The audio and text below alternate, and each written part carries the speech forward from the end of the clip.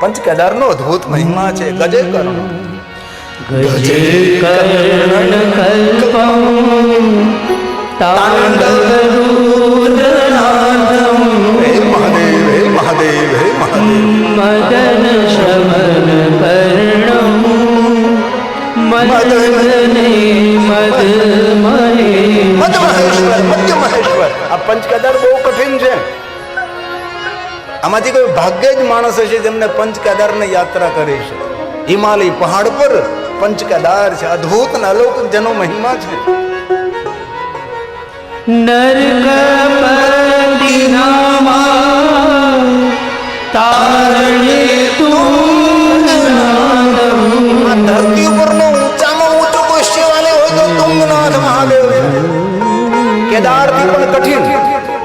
કેદારેશ્વર મહાદેવ તો સરળ છે યાત્રા, પણ કેદારથી પણ અતિ કઠિન તુંગનાથ મહાદેવ છે. ધરતી પર અનેક મોટા મોટા મંદિરો, અનેક વિચારધારાઓ, અનેક સંપ્રદાયોના હોઈ શકે છે.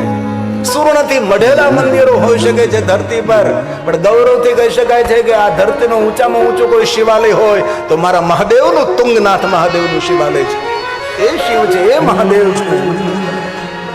જય જય જય જ્યોતિર્લિંગ કેદારનાથમ. જય જય જય જ્યોતિર્લિંગ કેદારનાથમ. ભગવાન કેદારેશ્વર મહાદેવની યાત્રા કરો. આદિ જગદગુરુ શંકરાચાર્ય મહારાજનું નિર્વાણ સ્થાન છે. આદિ જગદગુરુ શંકરાચાર્ય મહારાજની વાત સમાધિ સ્થાન છે, જે અમારી પરંપરા છે. અમે લોકો 10 નામી ગિરી, પુરી, ભારતી, વાન, રણ, તીર, સાગર, સરસ્વતી 10 નામાની નમો. અમારું કામ શું છે ભાઈ? શિવ ધર્મનો પ્રચાર પ્રસાર કરવો અમારું કાર્ય છે. શિવ ધર્મનો પ્રચાર પ્રસાર કરવો નહીં, શિવ ધર્મની અવસર આવે રક્ષા પણ કરવી. આ 10 નામાનું કાર્ય છે. અવસર મળતો ક્યારેક કેદારેશ્વર. પહેલા તો કેટલું કઠિન હતું, પગદંડી હતી. હવે તો કેટલો સુંદર માર્ગ બની ગયો, કેટલો સુંદર રોડ બની ગયો છે. હમણાં સાંભળ્યું છે હવે તો હેલિકોપ્ટરની પણ યાત્રા છે. સંપન્ન માણસોએ જવું જોઈએ કેદારેશ્વર મહાદેવ. હવે તો સાંભળ્યું છે કે સરકારશ્રીએ પરમિશન આપી છે, રોપવેની પણ વ્યવસ્થા થવાની છે. રોપવે એટલે ઉડન ખટોલા.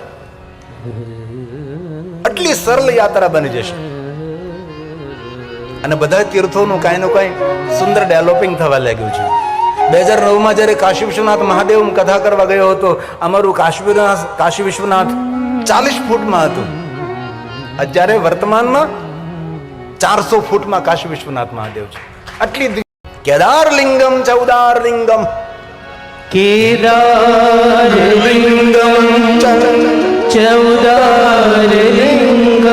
એ કેદારેશ્વર મહાદેવ શ્રી શૂલપાણી ભવદુઃખભાજન. ભવના દુઃખમાંથી મુક્ત કરનારા ભગવાન કેદારેશ્વર મહાદેવ છે. કેદાર પીઠે શુર પૂજિતાત્મા. પૂજિત ભગવાન કેદારેશ્વર મહાદેવ. કેદારનાથમ મનઃ સ્મરામિ.